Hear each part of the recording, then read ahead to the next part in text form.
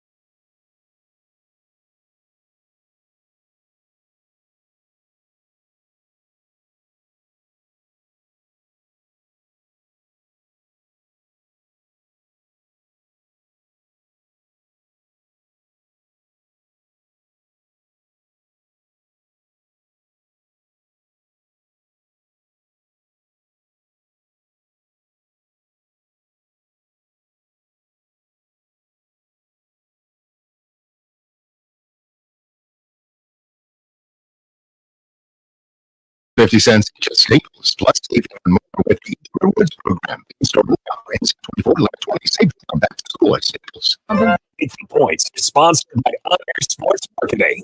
Time for Arizona's only local sports gambling radio show. Take the Points, powered by the Sportsbook at CAZ Sports Bar in Casino, Arizona.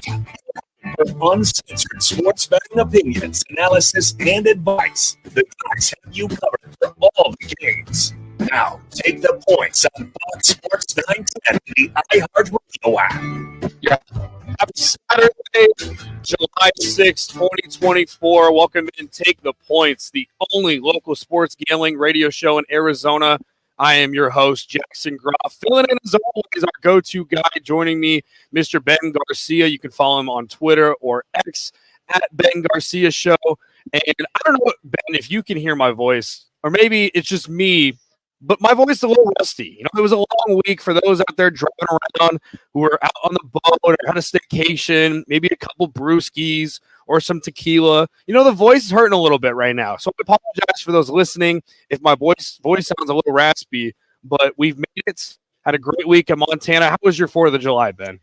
It was good. You know, we didn't do a ton. You know, yours seemed like it was very eventful, doing multiple different things, hanging out with family, chugging some brewskis. Nothing wrong with that. I'm more of a laid-back guy. I just want to sit there and let my mind veg. That's kind of what we did. Hung out at the Wigwam over in Litchfield Park with my wife's family. It was busy, but it was pretty relaxing, to say the least. But it was a good 4th of July. I love 4th of July. It definitely ranks very high for me on the holiday hierarchy. So I'm excited to be back, though, man. Yeah, I agree. I think one thing as a society and as a nation, though, we need Joey Chestnut for the hot dog contest on July 4th. I don't know if you watched the hot dog contest, Ben, but without Joey Chestnut there, it was a bunch of no-name guys. It was still eventful to watch. I think the winner was like 56, 57, but Joey Chestnut, his record's like 75. So, I mean, that's a 20 hot dog difference. I'm a big 4th of July hot dog eating contest guy, unless Joey Chestnut's not in it. So for the first year in a decade, I did not watch it this year. I'm not watching that. I'm basically boycotting. You are taking out Michael Jordan from basketball, essentially. Tom Brady from football. Why in the world would I watch that? If anything, it is as real of a championship belt as the Lakers 2020 championship ring. Mickey Mouse hot dog championship, to say the least. Facts. I agree. Well, we have a lot to talk about on the show today. We're going to talk about NBA free agency. We're going to look at the odds and how the odds changed from 1 week of free agency for some teams like the Knicks, the Thunder, the Sixers, the Clippers, either up and down. We're going to talk about that in our next segment.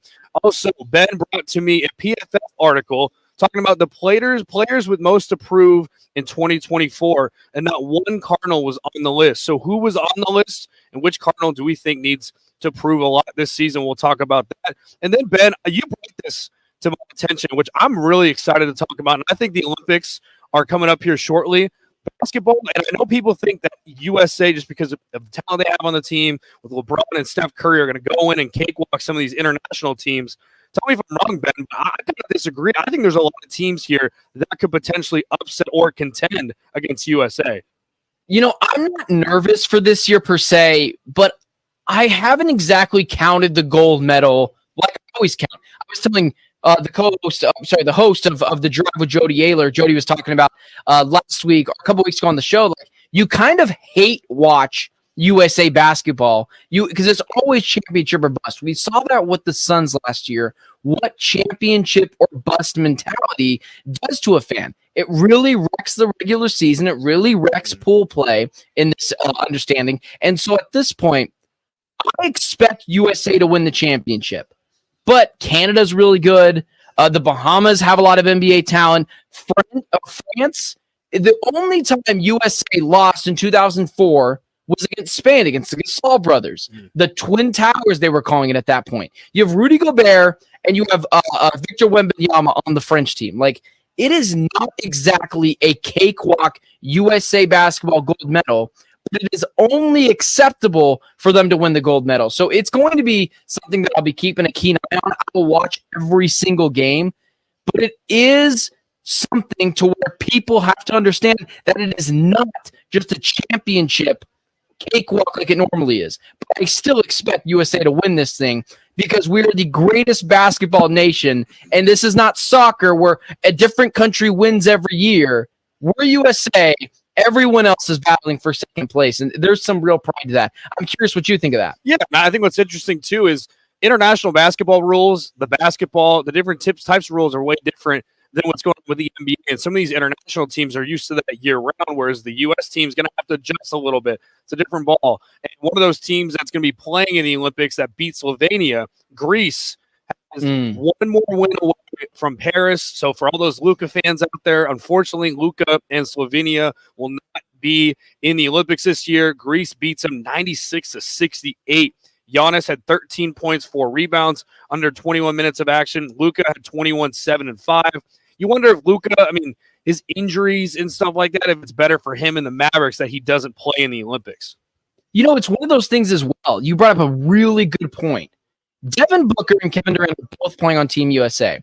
You can argue Devin Booker and Kevin Durant have been playing in multiple playoff series over the past few seasons. And outside of this year, they were making it to the second conference finals. They have a lot of wear and tear on their tires. I was thinking about this as I was working out yesterday.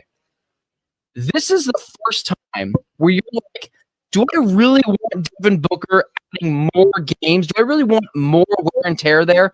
And with Kevin Durant especially. But Kevin Durant is never going to not play because that's what he is. He's a hooper. That is exactly what Kevin Durant has told us he is. So that is one thing that I do worry about a little bit. Like, remember the God forbid Paul George injury of years ago where he snapped his leg?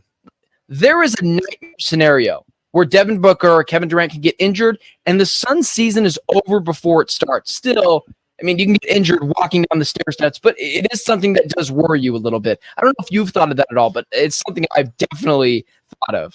100%. I think for all these NBA teams, too, it's not just the Suns, but you got LeBron, Steph Curry, a lot of pivotal players that teams have built their whole team around are all playing in the Olympics. And we're not discrediting these players to sign in to go to the Olympics because having a gold medal is definitely something to be proud of. And some of these players on the team, like Anthony Davis hasn't played in the Olympics in 14 years. You got Steph Curry and LeBron that could be their last one. So I think teams are on pins and needles in terms of these guys playing in the Olympics. And then to your point, Ben, it's a long off season and a long summer for some of these players that are going to be playing in the Olympics. The last game, the gold medal game, is on August 10th. So we sit here in July 6th where practices opened up. You've got a month of basketball, and then maybe another month or two later after that, the NBA regular season will start. So I think it's going to be interesting with this USA team, and we'll break that all down, I'm sure, in a little bit. But let's talk a little bit, Ben. The Arizona Diamondbacks play at the Padres game 2. They have a 1.5 point run, 1.5 run underdog against the Padres tonight. The money line's at plus 104 for the D-backs. Devastating loss last night. They lose 10-8. What was your biggest takeaway from that first game against the Padres last night? Yeah, last night was really tough because they're down 7-2 in the 9th inning. Doug Thomas hits a grand slam. Randall Grichuk hits a home run, a 2-run shot to put them up. And then you have Paul Sewald comes in, where it's starting to worry me a little bit. That might just be Paul Sewald's head. 2 straight opportunities for him to save a game. 2 straight opportunities in which he's blown a save. This is a guy that's been nails. all season long, a for sure all-star this year. But that back end of that bullpen where Justin Martinez has been awesome, where Kevin Ingles has been a little up and down, but for the most part has been pretty good. Ryan Thompson's been awesome. And you have the head of the snake, Paul Sewald, who's struggling a little bit. And that's a big issue for the Diamondbacks, in which a team that's starting to get healthier now, starting to take leads into the ninth inning, you cannot start blowing these games. There is nothing more demoralizing to a team than losing in the last couple of seconds, in the last couple of innings, because your bullpen can't figure out when you're just barely getting guys who can hit back.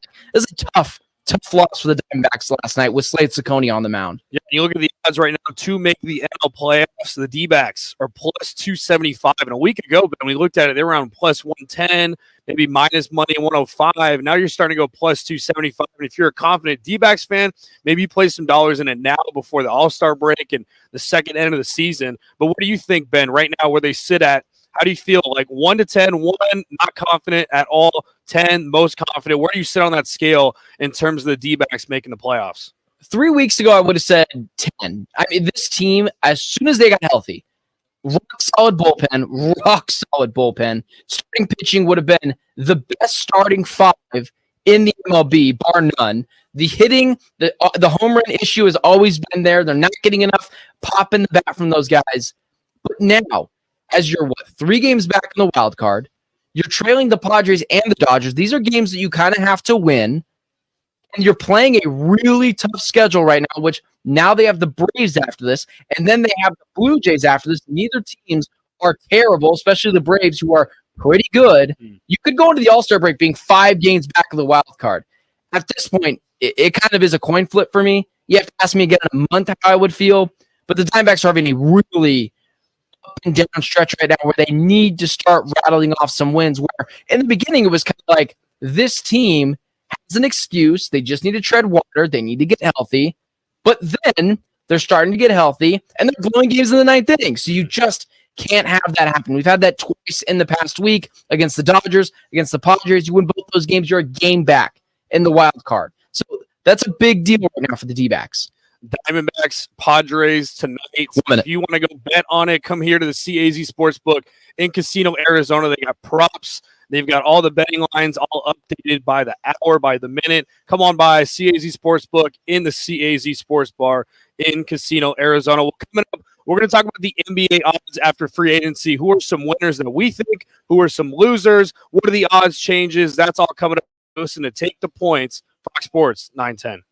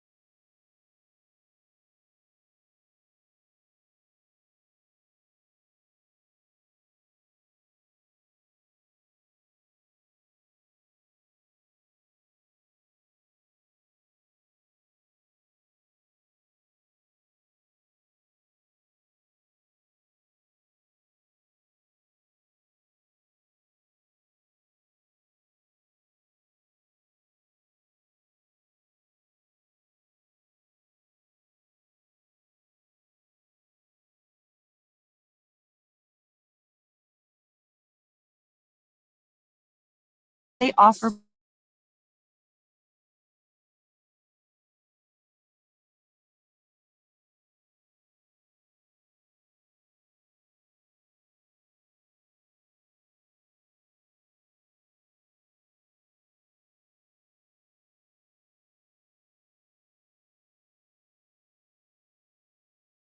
for everyone. Back to Take the Points, powered by the Sportsbook at CAZ Sports Bar in Casino, Arizona, exclusively on Fox Sports. You're out. Happy Saturday. Thanks for joining us. Jackson Groff, Ben Garcia here. Take the Points, the only local sports gambling radio show in Arizona. Fox Sports 910. All right, Ben, we had NBA free agency last week, and although some people say it wasn't as eventful due to the second apron rules and all these rules that the NBA is trying to gather to make it a little more even in the field, there were some big moves and there were some splashes as well as odd changes. So real quickly, we're going to go through some of the biggest odd changes team by team, just kind of give our thoughts on what they did in free agency. And one of the biggest odd changes, let's start out in Philly with the Philadelphia 76ers on June 18th. They were plus 1,600 to win the NBA Finals. As we sit here on July 6th, they are now plus 800, which is an 800 odd swing right there. And they also have the fourth best odds to win the NBA championship. Now, it's crazy to think that one Paul George would make a big change like this, but I'm interested to see your thoughts when you heard the 76ers signing Paul George. You know, I've talked about this a lot last week when I was filling in for Jody on the drive. Let me ask you this, and then I'll continue with what I think about the Philadelphia 76ers. Can you name one, I just want one, memorable playoff Paul George moment in the last decade? I just want one. Man. I'll even give you a second. Can you think of any? Is there one? The only one I can think of, I don't know if he had a moment, but when he was on the Pacers when they were playing the Miami Heat in the Eastern And Conference he dunked Finals, on LeBron? Yeah, that's the only one. And I think that was all That the way was back 11 years ago. Wow. That was 11 years ago. That was the 2013, if I'm not mistaken, NBA playoffs when him, Lance Stevenson, Roy Hibbert. This Philadelphia 76ers thing is so interesting because I don't think they're bad. I don't think it's going to blow up. I do think this. Have the Phoenix Suns not taught anyone anything? Clearly, the three-headed snake doesn't work as well as making a roster that's good top to bottom. I would have much rather, instead of spending $50 million on Paul George, 34-year-old Paul George, who will be 35 when the playoffs begin next year, 35-year-old Paul George, who hasn't had a singular signature playoff moment in the past 10 years, is now going to propel them to an NBA championship. That doesn't fix Joel Embiid's playoff woes, in which he's legitimately a different player from regular season to playoffs, like significantly different. The injury history, Paul George missed the playoffs last year because of injury. Joel Embiid is always injured.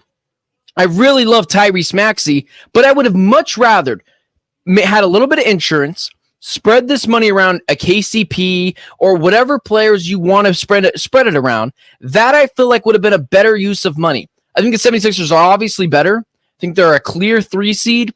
I would still take the New York Knicks and the Boston Celtics over them. Those two teams are the top dog, while Philadelphia is in that second tier. I'm curious if you think I'm nuts. Oh, 100%. But I think for the 76ers, they've been trying for the past couple of years to build around having a third guy. They were lucky to have Tyrese Maxey and what his deal is right now. I don't know if he signed. Did he sign an extension over the week too, Tyrese Maxey? I forget. Yeah, he got it. He got a big a max deal for Tyrese Maxey, and deservingly so. But you look at, like you said, for Paul George, maybe he fits well with Nick Nurse and what they do there. I guess my only plus side positive pro here is that maybe he'll fit better there versus the Clippers. I saw a funny tweet over the weekend when Paul George decided to go to the Sixers. Someone said, I'm going to miss this duo with Kawhi and Paul George. And someone was like, that duo hasn't done anything. They didn't do anything that entire time for the Los Angeles Clippers. So I thought that was hilarious. But yeah, I agree with you. You look at their 2 depth right now. They're going to ask a lot out of Caleb Martin, who they just signed this morning. They're going to ask a lot about Eric Gordon, which you and me know from the Suns last year, a little bit of disappointing, especially when there was reports coming out saying that he wanted the ball more. He wanted more opportunities to score. We thought he was going to be that sixth man. And then Jared McCain, a 21-year-old, you can say what you want to say about the nails and the TikToks and stuff like that. He's a baller, but he's going to have to be asked to be in a bigger role because, like you said, we're not in a big three era anymore. We're in a role players depth kind of league. And the Celtics, which, again, who are built for it once again, and them getting Baylor Schreierman in the draft, an older shooter, is a plus for them too. But yeah, the 76ers team, and you said like injuries too. Paul George, Joel Embiid are going to be asked a lot of minutes every single night. And can they be healthy when the playoffs needed most? And for Paul George to have one of those playoff moments this year, like you said, it's been 11 years.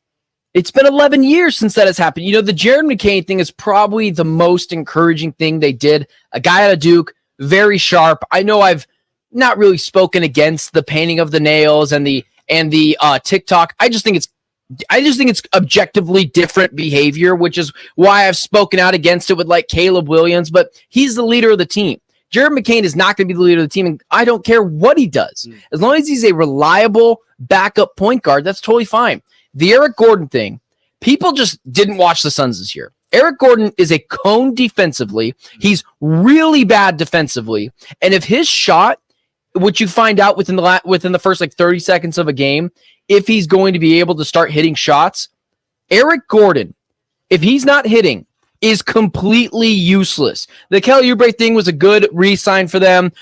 Caleb Martin was not good last year. Ever since the playoffs in that Miami Heat run a year and a half ago, he hasn't been very good.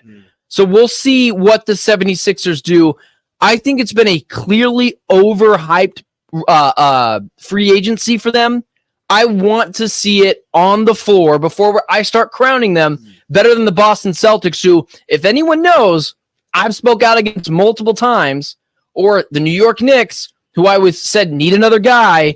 I think both those teams are still better, but nevertheless, I guess we can move on from them. Yeah, so they've got the fourth best odds right now. Another odd drop or change, I should say, from June 18th versus July 3rd is the New York Knicks. You mentioned them. They were plus 1,600 on June 18th. They traded for Mikal Bridges. They re-signed OG Anunoby. They did well in the draft. They got a lot, like 3 or 4 guys from the draft. Now they're at plus 1,000, which is an odds jump there. And for the value, and you bring back the Nova brothers all back together, I think value, bang for your buck, Ben. I mean, plus 1,000 for the New York Knicks right now. We haven't even seen them through the summer league. We haven't seen them through preseason yet. Might be a good take in terms of them winning the NBA Finals. Yeah, you said it. This is really great value for the New York Knicks. This is a match made in heaven. What is Thibodeau's Achilles heel? Plays dudes way too much. He runs them into the ground. He plays 8 guys deep in the regular season. Who did they match him up with? A guy who hasn't missed a game since he stepped on the floor. Mikal Bridges. That's another guy that can alleviate some of the scoring woes from Jalen Brunson, who needs another guy. Josh Hart, Dante DiVincenzo is probably better off coming off the bench. OG Anunoby is back. This team, I would have really hesitated to just pick, if the Knicks were healthy, I would have hesitated to pick the Celtics in that series. I probably would have ultimately picked them if they had played. But now, Mikal Bridges on Jason Tatum, OG Anunoby on Jaylen Brown, and a Jason Tatum who wasn't very good in the playoffs again this year, and Jaylen Brown, who is probably more seen as a number 2, although he really elevated himself this year. They are matched up perfectly for the Boston Celtics, similarly to the Minnesota Timberwolves being matched up perfectly to the Denver Nuggets last year. And we all saw how that went down. We know it ultimately failed against the Mavericks, but they are clearly making a team and constructing a team to go up against the Boston Celtics. And I think this is a team that could beat them. Are you on that boat? I am. My only worry with the New York Knicks is they're going to have to go a lot of small ball this year just based on them losing Hartenstein. I think that was a big loss for him. I like the Mikal trade. Great acquisition there. But you look at some of the teams on the Western Conference that are more bigger, the Jokic's, the Minnesotas, the Thunder getting Hartenstein. Now they've got him and Chet. That's my only worry.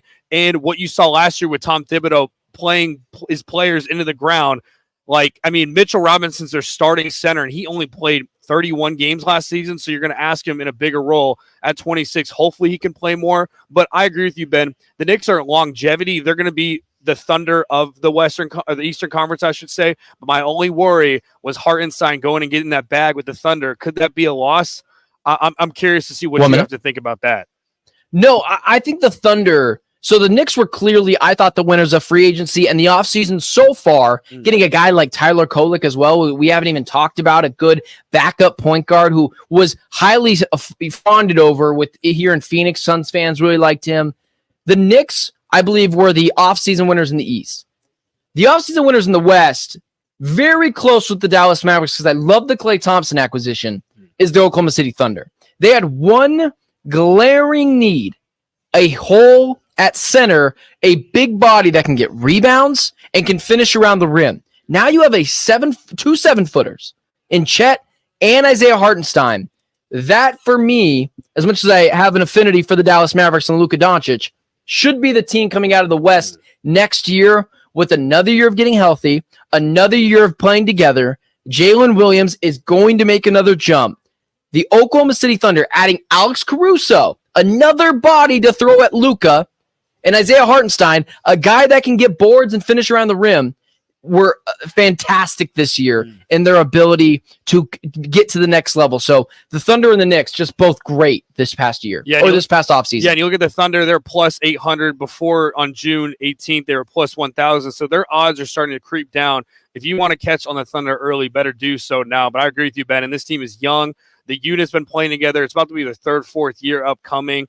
They re-signed Isaiah Joe and Aaron Wiggins, who are great wing defenders and lengthy guys off the bench that are young. So OKC Thunder, one of the winners of NBA free agency. But on the other side, let's continue to talk, Ben. We've only talked about 3 teams. There's so many more teams that we want to talk about in NBA free agency. Odds change. That's coming up next on Take the Points.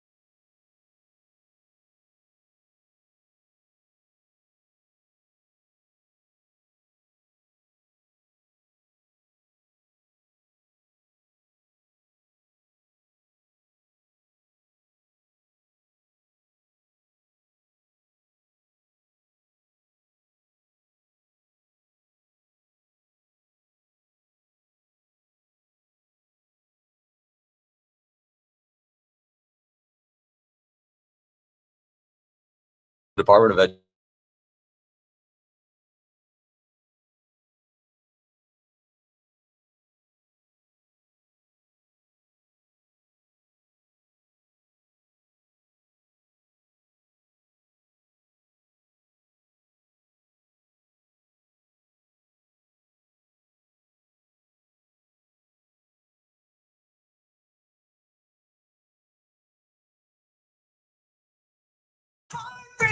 Free never sounded so good.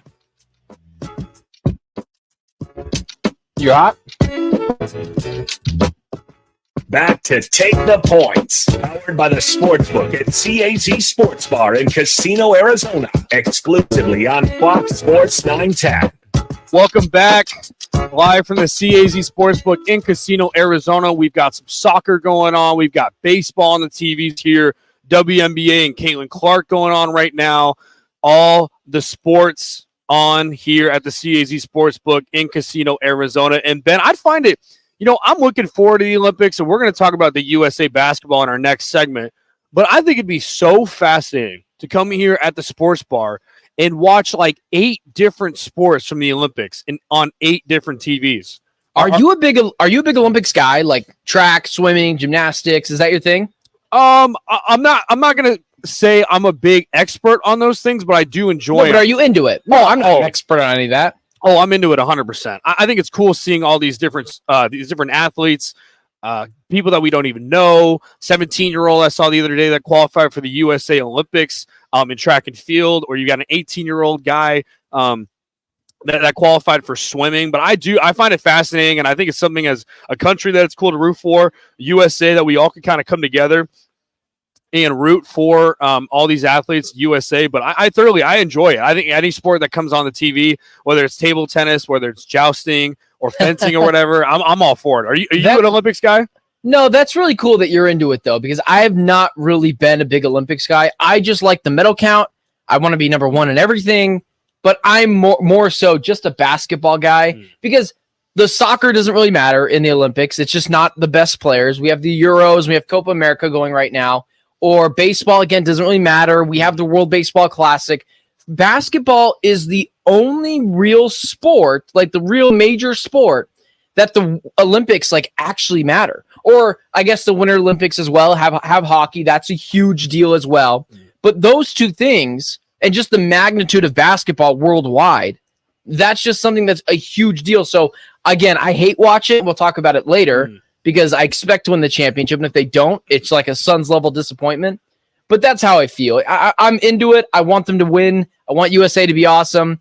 But I'm not going to act like I'm going to sit through gymnastics. I'm just not a guy into gymnastics. I feel that. And I also think, it's a dog days of summer, and there's not a lot going on through that time period. I mean, like for those out there who watch major golf, the Opens next week, and after that, golf's going to be kind of dead.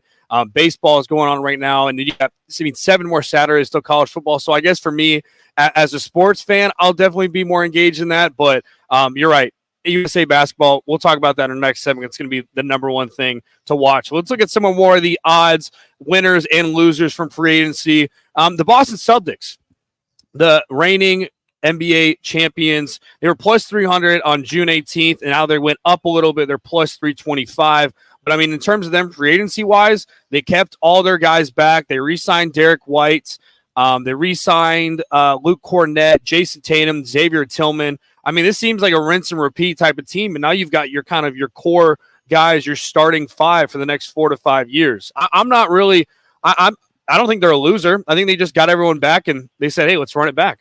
Yeah, they're staying, like when people show, like, is the arrow pointing up? Is it pointing down? Is it staying the same?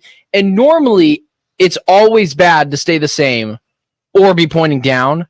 But at this point, where is there to go? The arrow cannot point up when you have won a championship. But here's what I will say. Staying complacent, it is something that can hurt you. But with the new rules, there's not much the Boston Celtics could do. So here's the big deal. It's not like the Denver Nuggets last year who had Bruce Brown, and Bruce Brown was a real key contributor to that team and winning a championship. So losing Bruce Brown was a huge deal for them, right? Yeah, I was that guy off the bench that sparked 15 minutes of just havoc scoring the basketball. The Celtics didn't have that this year. They didn't have that one guy that's going to be getting his championship ring when they play him and he comes to Boston. That didn't happen this year. And I was surprised that they didn't even lose a guy like Luke Cornett, who I thought could be linked to the Phoenix Suns here. So the Boston Celtics, I think they're still the best team. I don't know if they match up well with everyone correctly, like I explained to you with the New York Knicks. I think that they can absolutely beat them. But the Boston Celtics are they didn't need to do anything. And don't break it, don't try to fix what's not broken. And so I really like what the Boston Celtics just continue to bring everyone back. Dang, it doesn't matter because they already won a championship. When this run is over for the Boston Celtics, they're going to be in cap casualty double hockey sticks. That's how it's going to be for them because they're in the same situation, but it doesn't matter. They won a championship. That's the biggest deal that you're looking for. So yeah, Boston Celtics kind of just staying pat. Yeah, and I think as a Suns fan, that's what you want for the Phoenix Suns is to go all in. And if you experience 10 years of drought right after you win a title or a couple of titles, that's worth it because you won the first title. And you made a good point with the Nuggets because the Nuggets, right after they won that championship, they lost. I mean, Jeff Green, which you could say Jeff Green's not a great player, but on that roster was a pivotal guy. Yes. Bruce Brown was a huge loss. We saw that last season. But you wonder what the Nuggets are doing right now because, I mean, the Celtics, them keeping everybody after what happened winning a championship, like you said, there could have been a couple of guys that said, you know what, I want to go get my bag. My value's hot right now. A Peyton Pritchard, a Luke Cornett could have said, you know what, I don't want to be on the bench. I want to go and kind of prove my worth and be a 20-point guy and be an all-star on a different team. But for the Denver Nuggets, I mean, you lose Bruce Brown last year. You lose KCP this year. Now you're going to ask Chris Brown to do more this year as a starter. This bench for the Denver Nuggets, and you paid your core guys, sure, Eric, Gordon, you've paid Jamal Murray, Porter, Jokic, that's fine. But I'm really concerned, Ben, plus 850 right now. They were plus 700 a couple weeks ago. You lose KCP. This Nuggets team is starting to get more. They've got the third best odds right now. I'm not sure if I'm high in the Nuggets this year just based on they don't have a lot of depth. What are your thoughts on the Nuggets and what happened this offseason, 2 years out of winning the title? Yeah, so let me ask you this. You know the college basketball landscape really well. And this guy, I know it now. Holmes from Dayton. They drafted him. The Phoenix Suns obviously had that. Can't remember his first name. Deron Holmes, yeah. I was going to say Darain Holmes. Deron Holmes of Dayton. I really like that pickup for them. It's a guy that can score the basketball at a pretty high clip with as well as playing pretty well defensively. He's a nice type of player. Like he's just rounded off an all around good player who's not a freshman. He's been around the block a little bit, right? So I like that selection for the Denver Nuggets, but we were just talking about pointing up, staying the same, pointing down. The arrow is clearly pointing down for this team who, if someone has an injury, whether it's Jamal Murray, whether it's, God forbid, Nikola Jokic for a month, they will be struggling to win games. This is a team that's very top-heavy. The starting lineup is very good. The loss of KCP, who shot 40% from three last year, is a huge loss. And they want to get rid of sharpshooter. Well, they don't want to, but they got rid of sharpshooter KCP and brought in, or they want to bring in, Russell, whose last name is a nickname of Westbrick. That's who they want to bring in, a guy who can't shoot. When he gets the free throw line, you're crossing your fingers he makes them. I don't know what the Denver Nuggets are doing with bringing in. They want to bring in a Russell Westbrook. That doesn't make any sense. But the Denver Nuggets, listen, they won their championship. Who really cares after that? Nikola Jokic wants to go ride his horses. The Denver Nuggets, arrow is clearly pointing down. And my horrible Serbian accent. Hopefully the Jokic brothers don't find me. Oh, no, you're good. Yeah, hopefully they do not find you. But Deron Holmes, I kind of compare him. He'll probably have a type of season like Derek Lively where, kind of struggling throughout the year. Yeah. But when the playoffs happen, he kind of stood out. I think that's what a Deron Holmes will do. But speaking of the Mavericks and Derek Lively, a team that you're high on, I think we're both high on what they did in the offseason and just on how this team is structured. The Dallas Mavericks, plus 900 before free agency. Now their odds actually went up at plus 1,100, which if you're a favorite of the Mavericks, they've got the 7th best odds to win the NBA Finals. But you look in the NBA Finals, they needed that 3-point guy when Kyrie and Luka weren't hitting. They get that in Klay Thompson. And I think the Dallas Mavericks, they've gotten a lot better in the offseason. I mean, would you agree? What do you think about the whole Klay Thompson?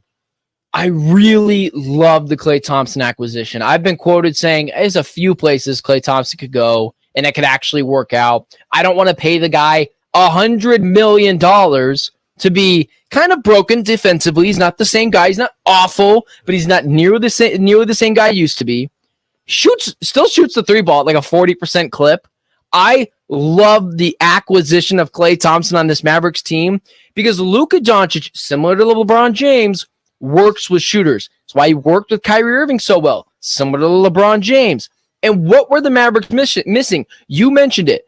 Derrick Jones Jr. and PJ Washington couldn't hit water if they fell out of a boat in that finals Exactly. And the reason why they beat the Thunder is because PJ Washington and Derrick Jones Jr. couldn't miss from three. So those two guys, I know losing Derrick Jones Jr. sucks to the Clippers, but you probably weren't going to start him after you bring in Klay Thompson now, a guy that actually shoots the three ball better. You're going to miss Derrick Jones' defense, but still, I like what the Mavericks did. I don't know if I could really put them in the upper echelon of championship contenders. You just got to wait and see with Luka in the playoffs. Yeah, and then lastly, we're going to talk about the Lakers. And then on the other side, we'll talk about the Phoenix Suns and stuff. But I saw Ryan Russillo talk about this on his podcast, and I thought it was a good point where the Lakers, they missed out on Klay Thompson, missed out on DeJounte Murray, Trae Young, maybe they could still get him. But when you look at the Lakers in the offseason, I don't think it's a negative that they didn't get any other players. They re-signed Christie, they re-signed LeBron James to that 2-year deal. You've got Connect, you've got some young guys coming in. But Ryan Russillo said it best. He said, hey, LeBron, you can't complain these next 2 years because your salary, having the 2 years, $52 million a year, you're $1 million, I think, over that second apron. You're not allowed to get any other players. So you can't complain this next 2 years that you didn't have enough talent on your roster because you took that 2-year upgrade where people thought the pay cut was coming. They thought Klay Thompson or some of these guys were going to come in. But you can't complain, LeBron, if you don't win a title these next 2 years or contend for one because you took that extra money instead of going out and getting some of those other players. Does that make sense?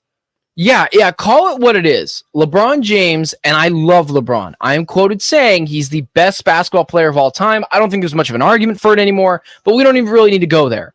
LeBron James is not in the business of winning championships anymore. He's just not in the business. He doesn't seem like he really cares to. He could have went somewhere else. He wanted to play with his son. The Suns basically boosted his son's draft stock. LeBron James has firmly decided, I'm not really in the championship business, which kind of makes a little bit sense because no one wanted to join LeBron in an attempt to try to win a championship. No one wanted to do it. It wasn't Klay Thompson. He picked the Mavericks over them, even though LeBron called him. DeMar DeRozan, not happening to the Lakers anymore. It's a little bit on LeBron and a little bit of, what the hell does Rob Pelinka actually do? Seriously, what does he do? Outside of landing LeBron, which landed in his lap, I'd be furious if I was a Lakers fan, which I'm not. I'm just loving their downfall.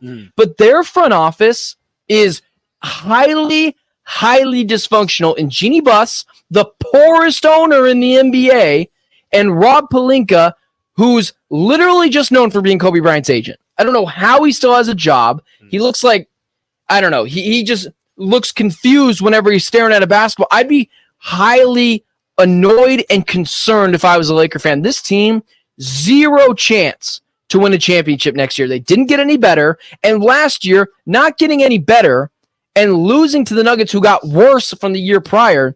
It's a big deal for the Lakers losing or not adding anything to it.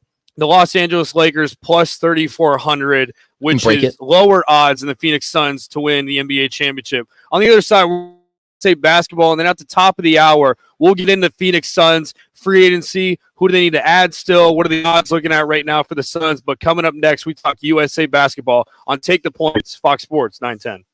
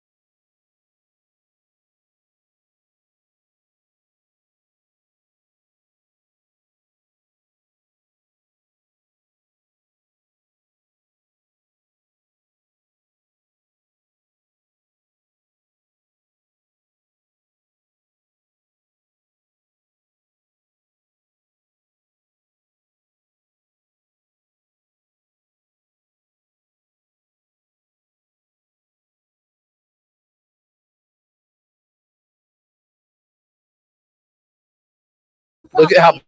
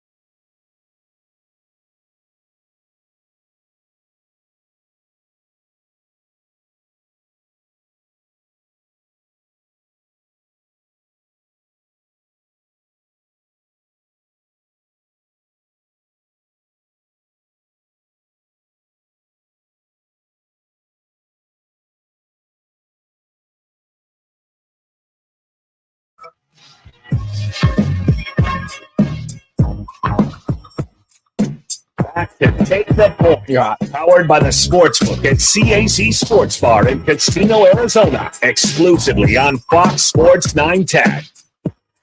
Welcome back. Take the point. Fox Sports 910, the only local sports gambling radio show in Arizona. We are here at the CAZ Sports Bar. So many TVs. We got people packed right now watching tennis. Wimbledon's going on as well. But we've got to talk about USA basketball because their showcase in Las Vegas is July 10th against Canada. The team is now practicing in Las Vegas. And if you remember, the USA basketball, they won in 2020 with Kevin Durant was the MVP. Runners-up was France, followed by Australia and Slovenia. 2016, they won as well. The United States beat Serbia. So the United States have won the last 4 Olympics, 2020, 2016, 2012, 2008. The sports books, as of right now, have them favored to win the gold medal once again at minus 330. So not a lot of concern here, Ben, in terms of the USA basketball. When you look at the roster, though, you've got a lot of mix of old guys playing maybe in their last Olympics, and you got some new guys that are going to be the new face of the league. When you look at this roster, what stands out to you for the USA basketball? What do you kind of expect from this team? Well, immediately what stands out to me is Joel Embiid being on the team, a guy that has French citizenship and was born in Cameroon. Like, it just shows you how badly players want to play on Team USA because they know it's their best chance at winning a gold medal. It's, it's a chance to represent the country. This team, it's like the swan song, right, of this generation. People have to be like locked in if you're a basketball guy to this final or this USA basketball run right here, because this has been known as the generation of Steph Curry, Kevin Durant, and LeBron James. They're all going to play together. We saw how hyped LeBron was to finally play with Steph Curry. This is the first time Steph has ever played on USA basketball. So it's a thing where, like, this is a chance to send all those guys off, theoretically, because they're still going to play in the NBA, into the sunset with a gold medal and a chance to all play with each other. It's the last chance for all 3 of these guys to run it back. So I'm excited for it, man. I'll be watching every single game. And what's interesting, too, I'm reading an article about, who's on the Olympic team and what are some records that we can look for. And LeBron James is back for the first time since 2012. He's looking for his 3rd gold medal. Durant is going for the men's Olympic record for his 4th gold, as well as 5 other players, including Bam Adebayo, Devin Booker, Drew Holiday, Jason Tatum, and Anthony Davis each have won. But I didn't realize Steph Curry, this is his first Olympics. I did not know that. It's his first one. I thought he's always played in the Olympics in past years, which is actually pretty fascinating. I'm looking forward to seeing Steph Curry in a USA uniform. If I'm not mistaken, he has played in FIBA.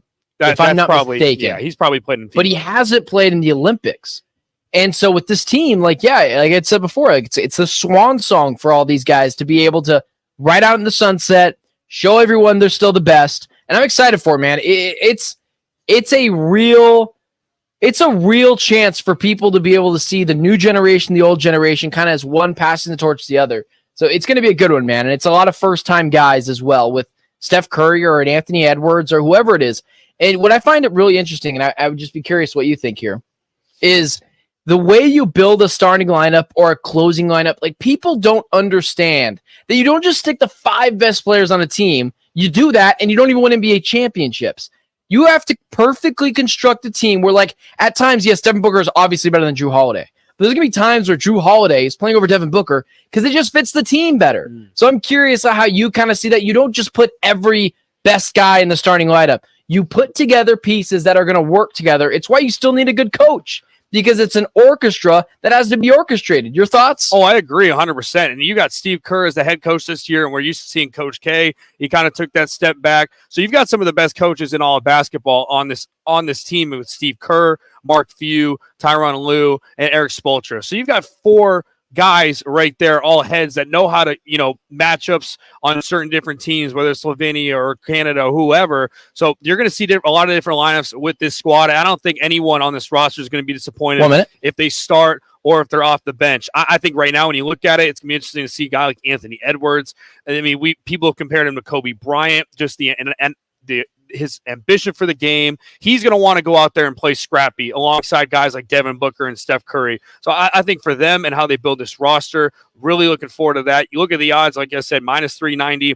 Canada is a great team, plus 850, followed by Serbia at plus 1,000. So look at the odds right now if you want to bet some money on USA basketball. Well, that's a wrap for the first hour. Appreciate all for listening and watching. You can follow us on Twitter at Jackson Groff and at Ben Garcia Show. You can follow the show at Fox 910 Saturday. If you want to see us live, we're live streaming. Come on by, comment, say what's up.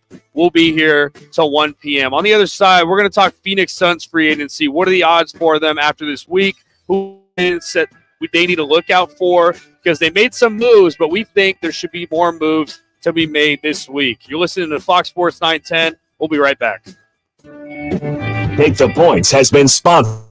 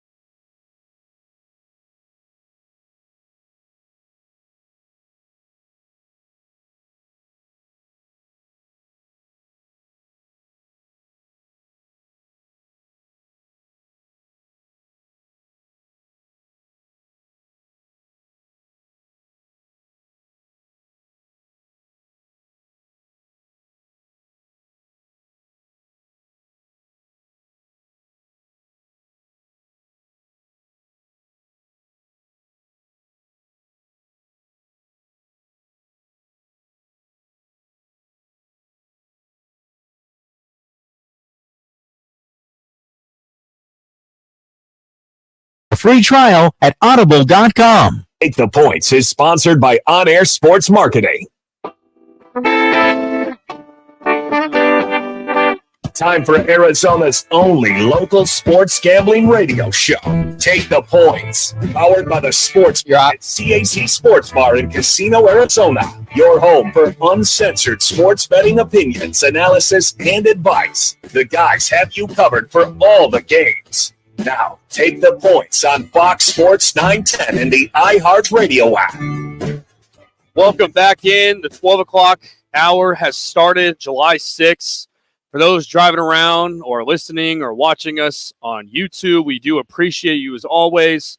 For those out there who had a great July 4th and are recovering still like myself, hey, keep going. Drink that water. Drink the Pedialyte. Came off the flight last night, and man, Ben, I forgot how hot it is here in Arizona after being the glorious Montana, the 70s and 80s, and walking outside of the plane with 107, 115 weather at 9 p.m. And, I kind of missed it, but at the same time, I'm glad to be inside right now doing this radio show.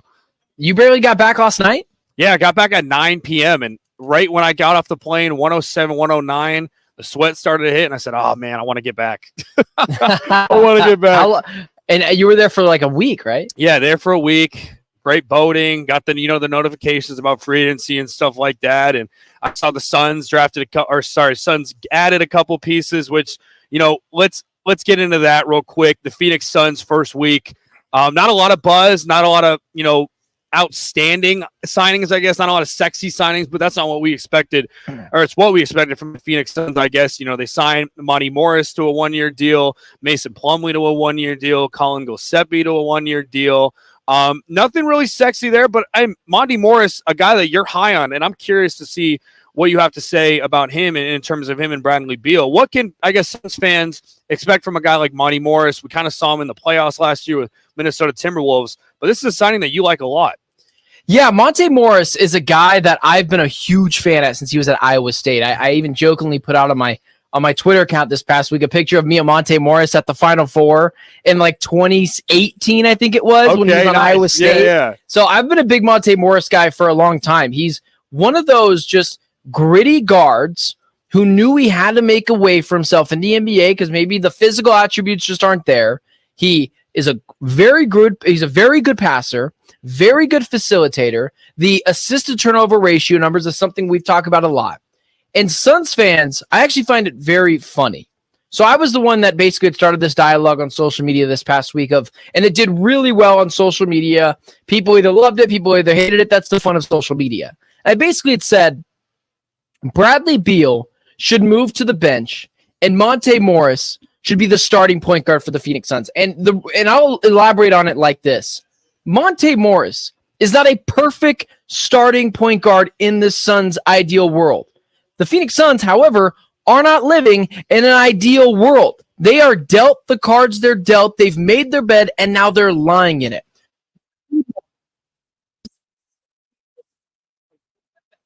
It gives him a clear role in which you're also way more comfortable giving him this clear role in just being the pass versus point guard. And in this starting lineup, it's a square peg in a round hole with Bradley Beal trying to play as the de facto third guy trying to get his shots. You don't have to worry about that with Monte Morris. And people that say this is literally the worst argument for Bradley Beal not coming off the bench, where you're just going to pay a guy $50 million to come off the bench. I couldn't care less what Bradley Beal makes. I am in the business of how do we make this team better and how do we put everyone in a more comfortable position to succeed. And that looks like Bradley Beal going to the bench and being supercharged. He's still going to play 35 minutes a night, Bradley Beal, and staggering the Kevin Durant, Devin Booker, Bradley Beal, however they want to put minutes in a way to where there's guys that know exactly what they're doing, get buckets, guys that know to get rebounds, play defense, a la a Yusuf Nurkic, a la a Ryan Dunn, or a dude that can facilitate an offense. I couldn't give a bleep about what Bradley Beal makes. I'm in the business of Mike Budenholzer putting everyone in the best positions to succeed. Stop counting people's pockets. That is where you start to make, or that's where you start to make real bad decisions with roster construction just based on what people make.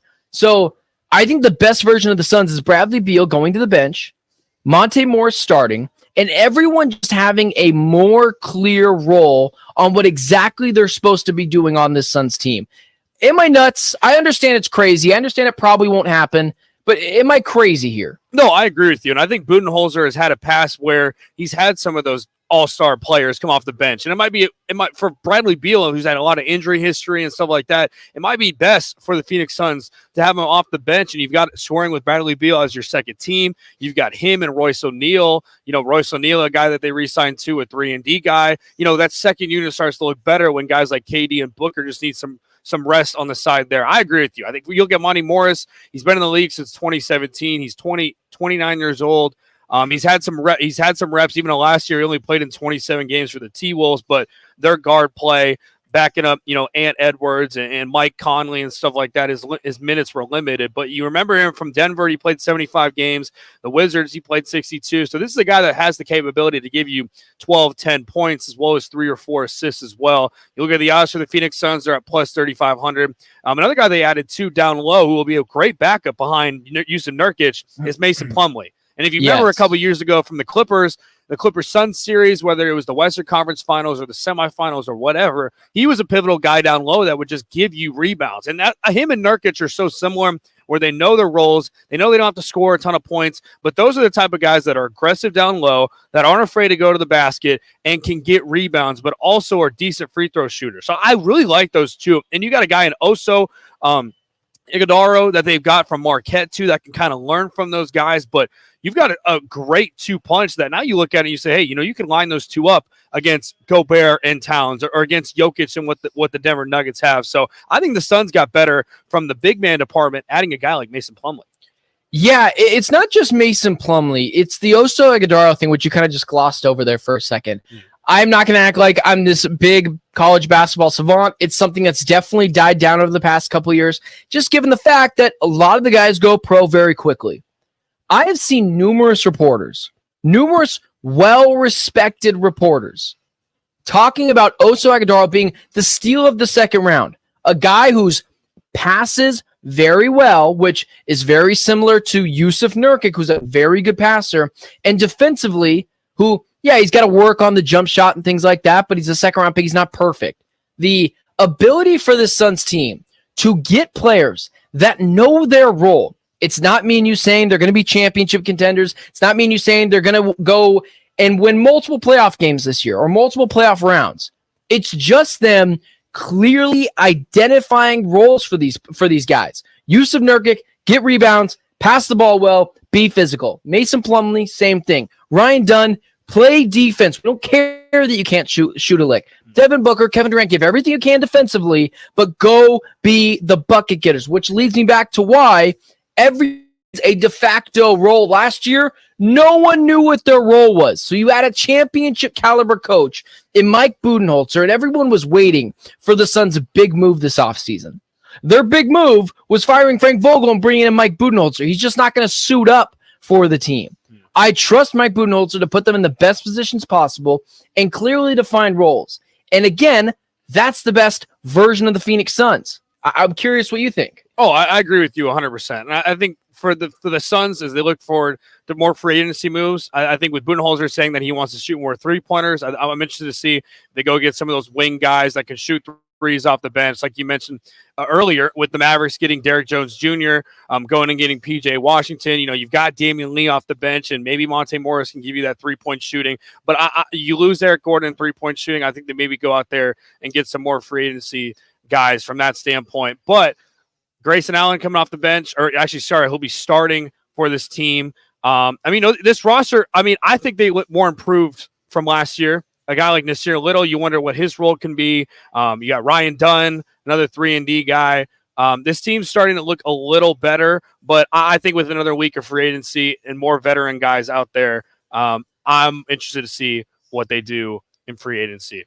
Yeah, and I'm curious what you think about this guy. Guy that just got waived by the 76ers this morning. Paul Reed, a 6'9", kind of hybrid power forward center, is eligible to be a vet minimum guy, listed as kind of a small forward, but he's kind of like that small ball 5 guy.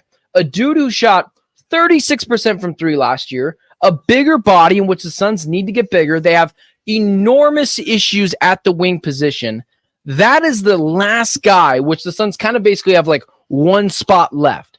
That, for me, would be the perfect last guy that solves a couple of needs. 3-point shooting, 36% from 3, not bad at all. A guy that is fine defensively, nothing spectacular, but allows them to get bigger. And this team is tiny. So adding a Ryan Dunn, adding a Mason Plumlee, adding a possible Paul Reed would be a really good get for the Suns.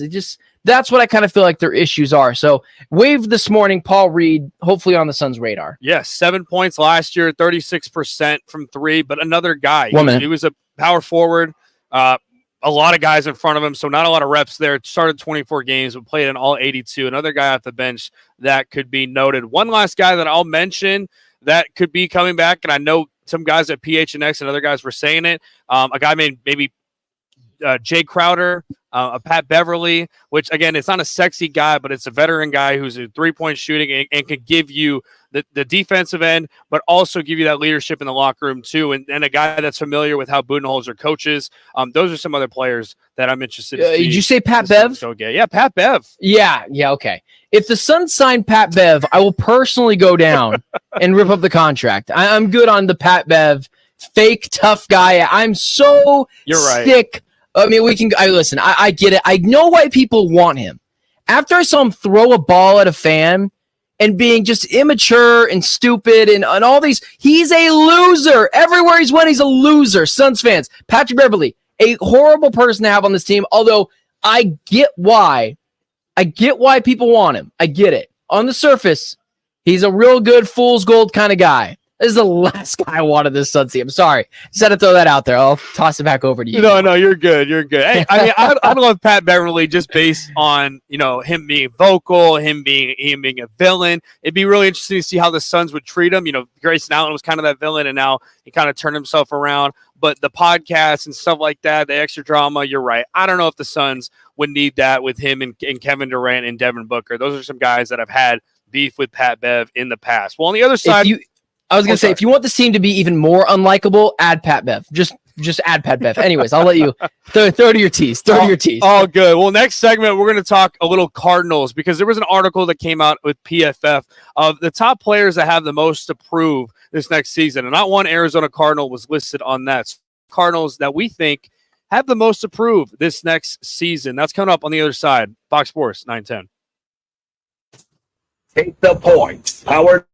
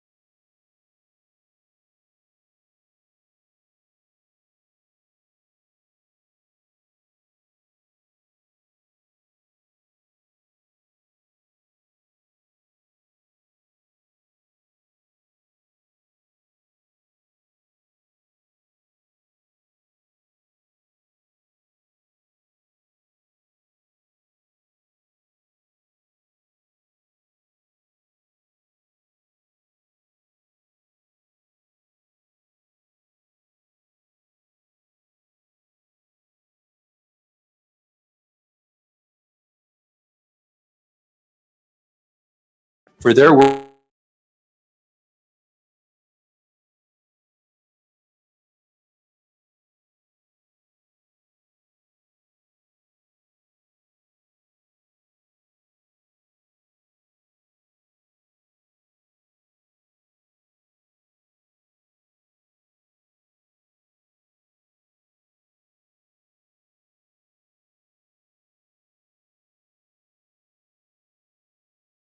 Show podcast on the iHeartRadio app. Or wherever you get your podcast. You get your podcast.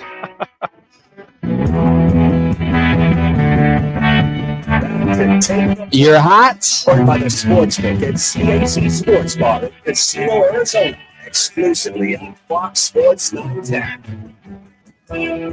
Welcome back in. 7 Saturdays till college football, around 8 or 9 Sundays until we have NFL football. Or I should say the Thursday is the first game with the Chiefs and Ravens. I know August 1st, the Hall of Fame game. So football just around the corner. And we thought it'd be interesting, in the dog days of summer to kind of react to certain articles, certain national articles that kind of, disrespect the Arizona Cardinals in a way where they're not even listed at all. So we're going to kind of, Ben is going to drive the segment here and talk about who they have listed. And then we're going to talk about some Arizona Cardinal players that we think have the most to prove this upcoming season. The floor is yours.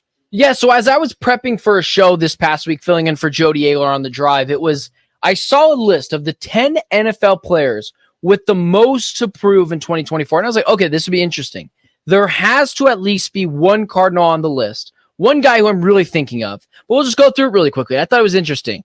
Like Deshaun Watson, I feel like that ship has already sailed for him. Russell Wilson is not coming back from quarterback graveyard. He's just not. Calvin Ridley, I guess a wide receiver. He's the second string guy. Doesn't feel like he should be on that list. Daniel Jones, I would totally agree with, a guy who's got a lot to prove.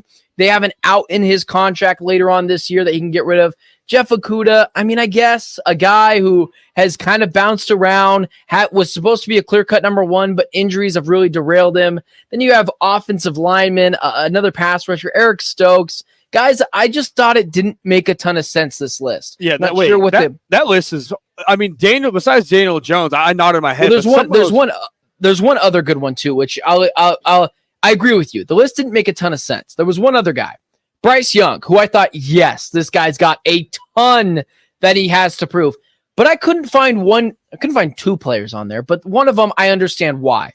I've got two guys for the Arizona Cardinals that have a ton to prove this year. So that's what I kind of went with. Like, who are the guys with the most to prove on the Arizona Cardinals since they didn't when they made this list, they didn't put on either of these two guys.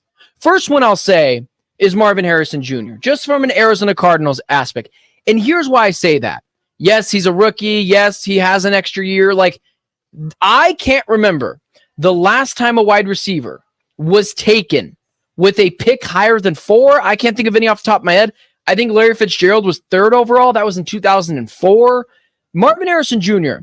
has to be awesome right away. Like, right away, he has to be awesome because this is a guy who is seen as the best prospect in the draft, but because of other needs elsewhere, teams went everywhere else. This is a guy that's got to show up very early to justify that draft pick, especially a Cardinals team that had holes in more important positions. That I didn't disagree with them taking Marvin Harrison Jr. because I think you should always take the best player available, but Marvin Harrison Jr. has got to prove to everyone you didn't need the pass rush. You didn't need the cornerback help. You didn't need offensive line on the edges help.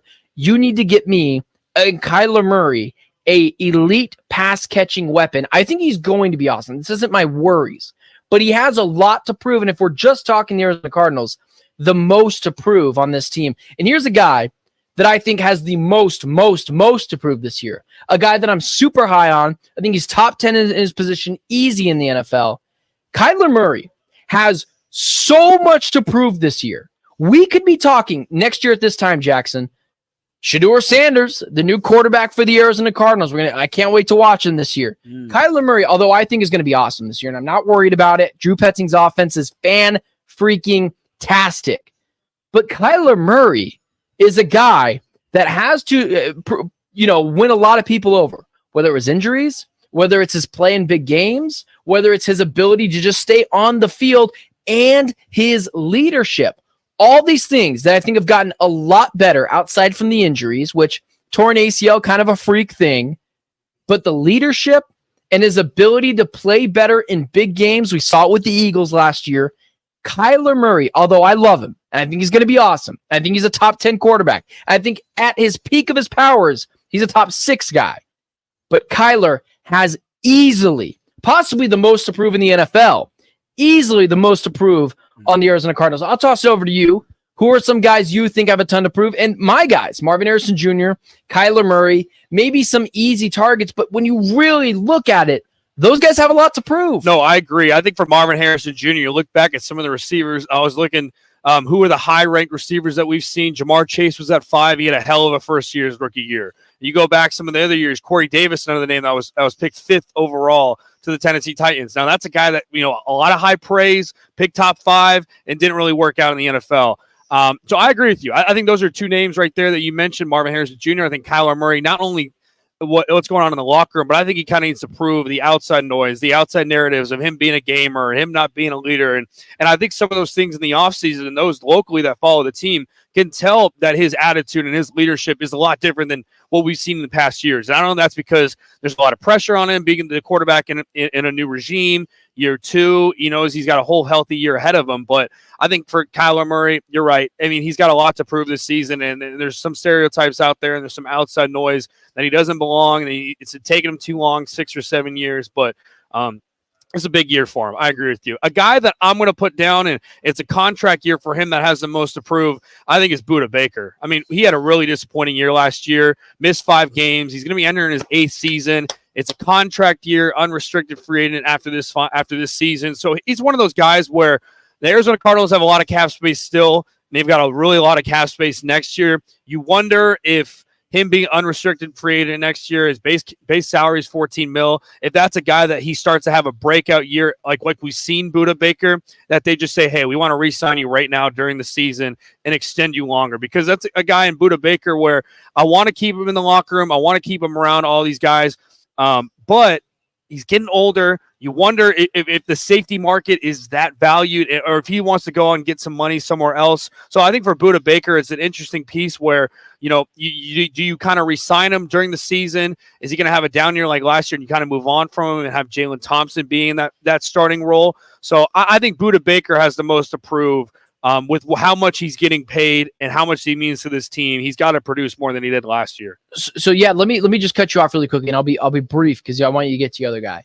That was the other guy on my list who was very high. This is a guy, Jackson Groff, who actually watched the Cardinals last year, because people who just list Budda Baker as like one of the elite defensive players in the NFL, he was not the best safety on the Cardinals last year. Jalen Thompson was. Now, he said he tore his hamstring. That's a real issue. He was injured last year. I get that. And Budda Baker has earned himself a mulligan. I would love for this guy to stay on the team. I would love for him to be elite because he's so good in the locker room, because he's a fan favorite, because he just wants to win. But you are absolutely right. This is a make or break year from Budda Baker, which is he still in the front 9 of his career, or is he on the back 9 of his career? Like, he can still help, but he's not in the top echelon of safeties if you just look at last year. I'll let you finish. Yeah, that's a really good one. Yeah, and he missed a lot of tackles too. But I think only in coverage it sticks out to me where he was missing a lot one-on-one. I think in coverage he needs to improve on. I thought Jalen Thompson and some other DBs were better at him in coverage. He missed a lot of tackles, so you hope that the front 7 this year, which they added a lot, Nichols and Justin Jones, and hopefully we see a lot from Zayvon Collins, can help bolster that front, where he'll have more space to make tackles in open space. My last guy, and it's not a sexy pick, but he was a top 5 pick last year. I think Paris Johnson Jr. has a lot to prove in year 2. You move him to left tackle. That's a position that he's been wanting to play. You get rid of DJ Humphries, who was one of your long, tenured guys there, and he had a lot of injuries, but you move a guy over to Paris Johnson Jr., who's a left tackle. This is your spot. Prove that you need to be the left tackle and prove that you're a top 5 pick that we traded down for in this next season, and be that guy for Kyler Murray. So I think him is another name that I would say has the most to prove too. And then lastly, a third guy that just came to my mind, and we can kind of both talk about it and maybe even tease on the other side. What are your thoughts on how much much Trey McBride needs to prove for next season, because you saw a lot of upside for him, but you wonder, was that a 1-year fluke? Now the next season that, a lot of teams know how to guard him and what his weaknesses are after what we saw from last year. Trey McBride might be another one of those guys that I kind of have on my list that needs to prove a lot next year. I don't know. Trey McBride I've just penciled him in as he's a top 10 minimum tight end in the NFL. Could be much better. I would say he has the most stock in to take that next step because he's so awesome. And if you remember, he's going to need a contract next year because he wasn't a first round guy. I thought about Trey McBride, but I just think he's going to be awesome, but I don't think it's a wrong answer. Fair enough. Always love reacting to articles and stuff like that and coming up with who has the most to prove. On the other side, we're going to talk more about sports. MLB going on tonight. We've got Caitlin Clark, who just broke history. We're going to tell you about that on the other side, but more coming up on Take the Points, Fox Sports 910.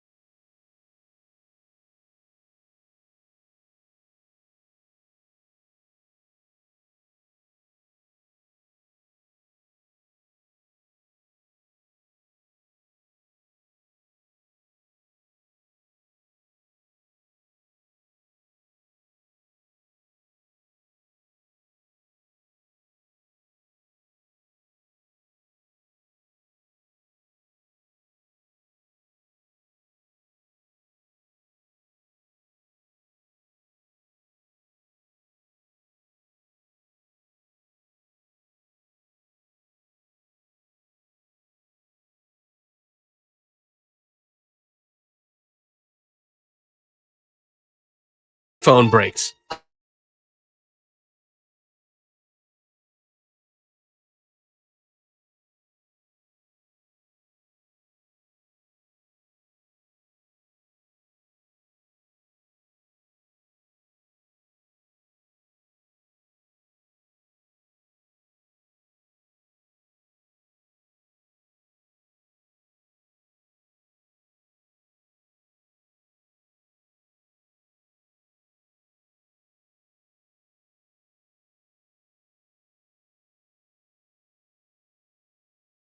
Casino, Arizona, exclusively on Fox Sports 910. Welcome back. Take the points. Fox Sports 910.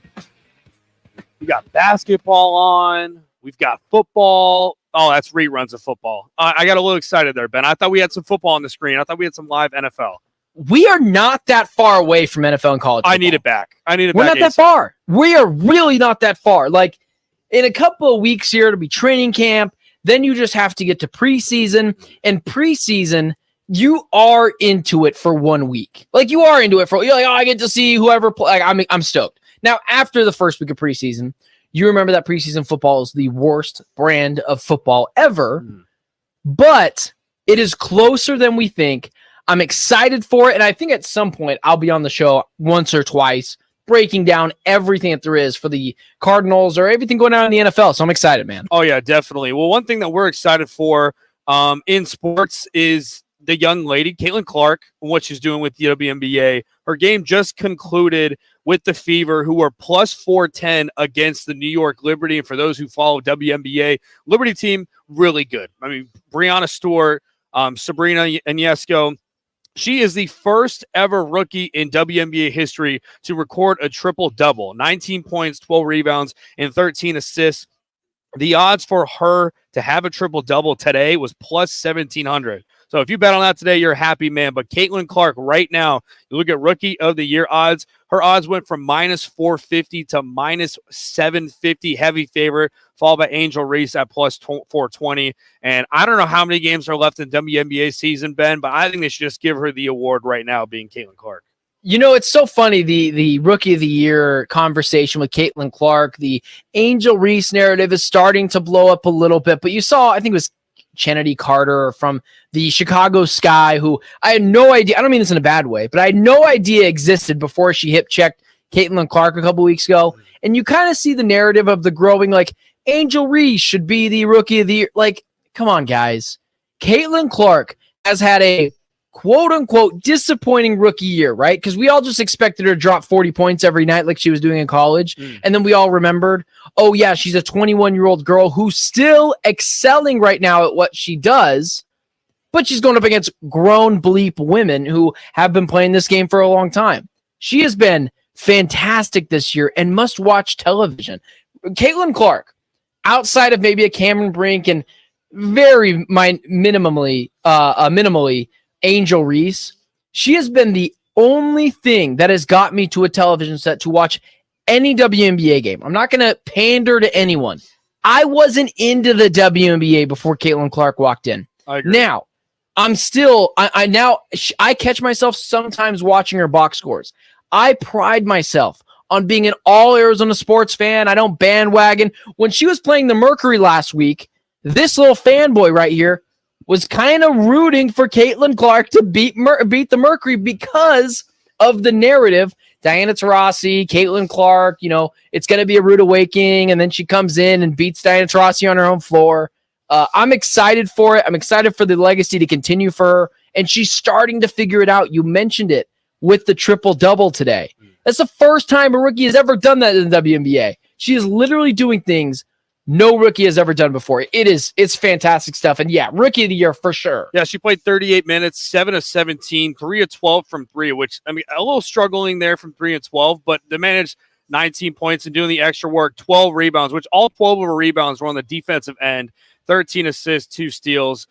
That is one Caitlin Clark. Yeah, like I mentioned, if you're a fan of sports, you've got to appreciate some of those athletes that have revolutionized and changed the sports with what she's done with the WNBA, being on CBS, being on ESPN. Like, when are you ever going to see, or when do you remember in past years where you saw WNBA being on a screen and being watched and the volume being up at a sports bar? I don't remember that seeing it. Or you talk about the private, the charter flights that now the WNBA gets to experience. But one thing that's cool about WNBA is you're going to start to see more of these kind of revolutionary athletes start to come with the Juju Watkins and you know, Angel Reese, and being able to follow Angel Reese and Caitlin Clark throughout their careers. So I think it's fascinating for all sports, and it's cool to see as a sports fan right now where there's not a lot going on. You're starting to see people talk about, you know, women's sports and Caitlin Clark, and I think it's pretty cool. And hopefully the narrative and all the outside negative energy and stuff like that. And that's one thing too about Caitlin Clark. She's doing this with all the slander that she has to deal with every single day. And for people out there that say, oh, she probably doesn't know. Oh, she probably doesn't listen to the noise.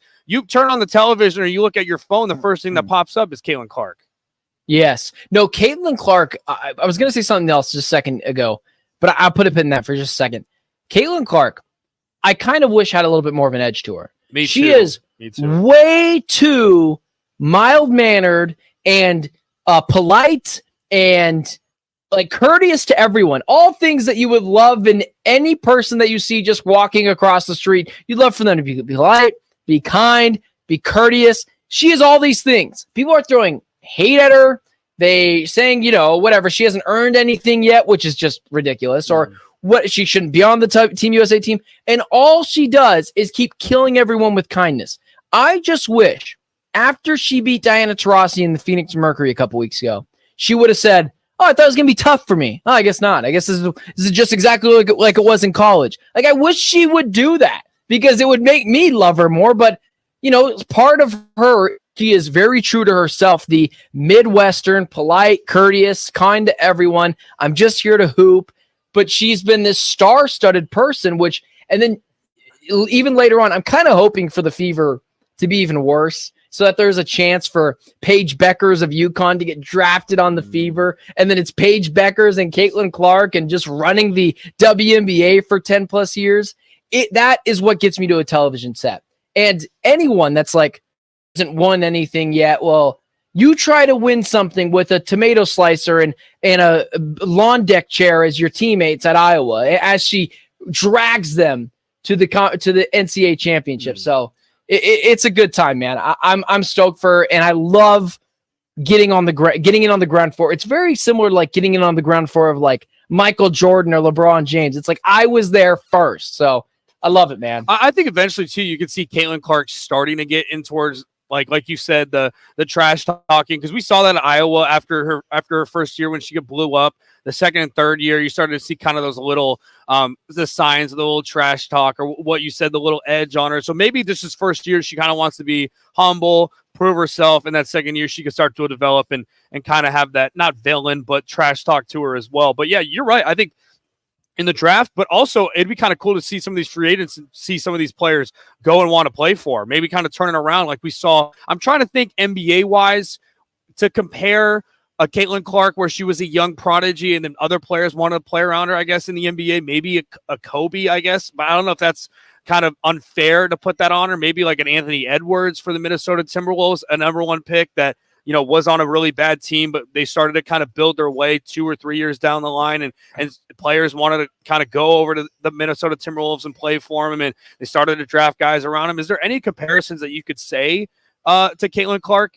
Oh, yeah. Yeah, Caitlin Clark. Let me just undersized, took a team further than they were supposed to go in the NCAA tournament, way further than they were supposed to go in the NCAA tournament. No one had ever thought of this team as a basketball powerhouse. Shoots a lot of threes. I'm starting to give it away now. She is Steph Curry. She is Steph Curry of the WNBA world. She has revolutionized the three-point shot, which it's a very physical game. It's dead in the middle of the key. Like, that's what WNBA was. She's not Anthony Edwards. She's nothing crazy. Because she doesn't have like this insane athleticism. She's just an elite shooter and also a very, very underrated passer. I could make a highlight clip of 10 minutes long, of an hour long, of Caitlin Clark dropping dimes like she has an eyes in the back of her head, but her teammates go straight DeAndre Ayton and just fumble the ball or miss around the rim, and it drives me nuts. When you see the turnover numbers for Caitlin Clark, you're like, she averages a good amount of turnovers. Take away 3 of those a game minimum from her teammates selling open baskets. Like, she's literally Steph Curry of the WNBA. Undersized, Iowa, very similar to the Davidson, took a team further than they were supposed to go. Sweet 16 for Steph Curry, NCAA championship for Caitlin Clark, both revolutionizing the three-point ball. Smaller players, like, yes, she is Stephen Curry, and it's going to help revolutionize women's basketball. No, that's a good point, because you also look at the 1 Golden minute. State Warriors. After they got Steph Curry in 2009, they started to build their team through the draft when they got Klay Thompson in 2011.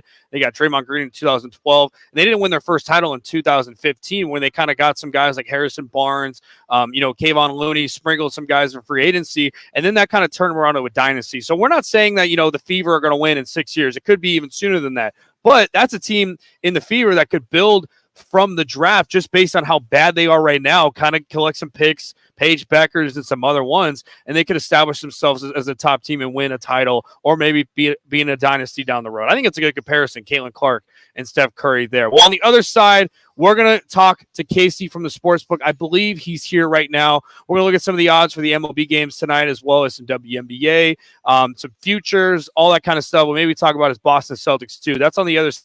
Listen to Take the Points, Fox Sports 910. Take the poll.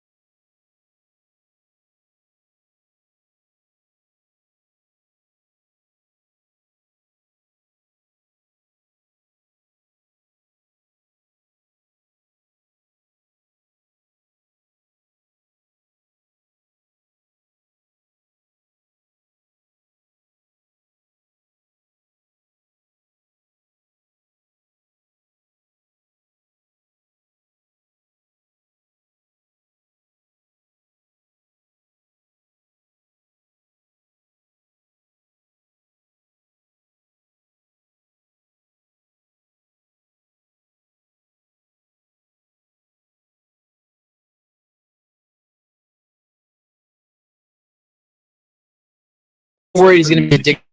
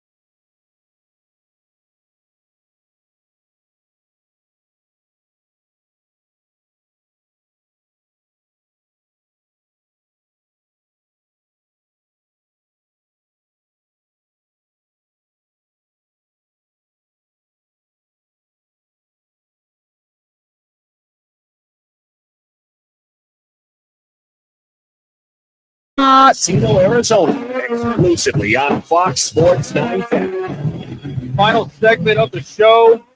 Appreciate y'all for listening, watching every Saturday from 11 to 1, talking sports betting. We're in the dog days this summer, and there's so much that you can bet on, including MLB baseball right now. Just a quick update on some of the scores. The Yankees are beating the Red Sox 14-4. You've got the Twins, Astros. Twins are up 7-3, top of the 6th. Angels are up 7-0 against the Cubs, and you've got some of these games like the Mets, Pirates on later, Rays, Rangers. And you're very on the D-backs and the Padres. And I want to go back real quick, Ben, because the Pirates, I mean, obviously, Paul Skeens is dating Livy Dunn. But with what this guy is doing right now, and especially with what happened in Mike Rubin and his all-white party there with, Livy Dunn having all these photos with OBJ and Jamar Chase and Joe Burrow. I mean, what he did yesterday, 8 strikeouts, I think I saw something like that in 2 or 3 innings that he played. I mean, the dude's phenomenal. What are you seeing from Paul Skeens? And is it because he's dating Livy Dunn that he's been playing so well, or is this guy just a stud? I am so out on the celebrity dating scene more than anyone in this world. Paul Skeens is awesome, man. It's a guy that I'm advocating for to be in the All-Star game because it's just good for business. And it's not like he won't make one at some point. Like, be better than Paul Skeens if you're going to make an All-Star game. And so I want him to be in it. I believe he set a record yesterday of most starts in a row with at least 7+ strikeouts, which is an insane thing to do, especially in an era now where you're pitching less. They don't want you to go crazy number pitch count. He throws really hard. Paul Skeens has been awesome, man. And I'm excited for him. Hopefully he makes it in the All-Star game. Got called up a little late, but he has been awesome. And it's just good for baseball if you help prioritize your stars, and you have one in Paul Skeens. Now, the Michael Rubin party, I mean, listen, man, I don't like to throw allegations anywhere. Uh-oh. But what I will say is just like, listen, with all the things going on in the world, those kind of parties, they're a little strange to me. They're just a little, I don't know. I'm not a big fan of a bunch of elitists getting ready to go to a party and telling everyone how much richer they are than her. Why is Livy Dunn at this party, except for the fact that she's just an objectively very attractive woman? What is her skill? It's not like she's like a top 1% gymnast. She's a good gymnast. I agree. Division I. We're just propping up people because she's an objectively attractive woman. OBJ hasn't been good in years, and he's going to these parties. I'm like, okay, well, I guess it's just if you're rich party, you're allowed to go. I just want to know what happens in these parties. Like, can we get behind the scenes footage? Who's I don't know if I want to know. Like Tom Brady going to the bar, and I can see maybe Joel Embiid waiting right behind him. There's so many different interactions and so many awkwardness. You see I think Robert Kraft was there. Robert Kraft having. Why is Robert Kraft there? Why is Robert Kraft there? He's got it in. Why? He's got it in with Michael Rubin and the Fanatics. He's and stuff. rich? I don't know. It's a really interesting. Like you said, the party and the security they probably have around there in the Hamptons, and they always got to come out with this video of all the people out there. Yeah, Devin Booker and Kevin Durant and Beal all at the party too. Hey, can we instead of going to that party, I guess you got to have fun. Let's go. Let's get some shots. No, let's get some shots. No. You may not have fun until you win a playoff game. I don't think I'm holding a very high standard when I say I would like them to win one singular playoff game before they start going. I don't know. It's just a weird mix of what's going on there because, I don't even know if I want to be at that party. I mean, I would accept an invite if Michael Rubin's listening. I would accept an invite. I wouldn't. And Michael Rubin, don't invite me. I'm not excited to go. I don't want to go. I don't want to be at your party. I have no interest. I think everyone there is a goon that shows up, including Kevin Durant and Devin Booker. I just think it's do they divide it up into sections? This is the A-list celebrities. So you got your Lionel Messi's, your LeBron James's. I can't think of anyone in the regular celebrity world because I'm in Taylor Swift, right? She'd be in there. And then the B-list celebrities. Because I understand Damar Hamlin is an amazing story and awesome that he's, he persevered. He's alive and awesome, right? A very touching story. Why is he at this party? Why is Damar Hamlin at this party? Like, it doesn't no, make any sense. It's If one you of are those. just minorly popular, do you get to go? It's one of those things where it's like, oh, like people are like, oh my gosh, why would you say that about Livy Dunn? Why would you say that about Tamara Hamlin? But it's facts. Like It's what we're all thinking. Yeah. So some of the other people that were at this party, you had Megan Thee Stallion, Travis Scott, Tom Brady, Jay-Z, Beyonce, Leonardo DiCaprio, Quavo, Drake, and then you got some of those guys you mentioned. CJ Stroud was there. Why? Joe Burrow, DJ Khaled. I mean, yeah. Seriously, there's got to be. We got to see. I want to see more footage. I want to see a Netflix special on this party because I think DJ Khaled is there. Yeah, DJ Khaled was there. Okay, yeah. I don't want to be there. I don't want to be anywhere near DJ Khaled. I have no interest in being near DJ Khaled. I have no idea why any DJ is as big as DJ Khaled or whatever there is. Metro Boomin. I don't understand it. I feel like anyone can do what those guys can do. Like, there's only a way you can be so good at being a DJ or being a producer. Like, at some point, you do hit like a ceiling, right? Why are these guys there? Yeah, I just want to. I want to know what's being said, what's going on at these parties. Maybe we shouldn't know. Maybe obviously there's been some allegations of other famous artists and certain parties. Right. So you hope that it's not that kind of party too. But yeah, I'm sure it's not.